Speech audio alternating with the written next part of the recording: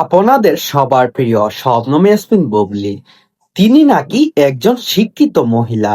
তার ভক্তদের কাছে তিনি এই নামেই পরিচিত।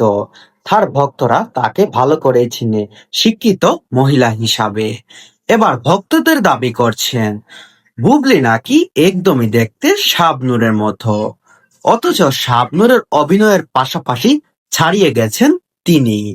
একটা কথা আমার এখানেই মনে হয়, শাবনূর বাংলা ইন্ডাস্ট্রির নায়িকাদের মধ্যে অন্যতম একজন নায়িকা, যার অভিনয়ের কাছাকাছি এখনো কেউই আসতে পারেনি।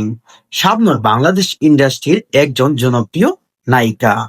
বুবলি কোন যোগ্যতা তা আছে শাবনূরের ধারে কাছে যাওয়ার জন্য? না ভালো স্কিল, শাবনূর বছরে 8 থেকে 10টা সিনেমা করত, এমনকি সেই সিনেমাগুলো বাংলা ইন্ডাস্ট্রিতে হিট দিত সেই সময়ে। কিন্তু আপনি একটা জিনিস দেখান, বুবলি সারাটা বছর মিলিয়ে একটা সিনেমা আসে, এমনকি সেই সিনেমাটাও ঠিক মতো হল পায় না, ভালো করে সিনেমা ইন্ডাস্ট্রিতে চলে না।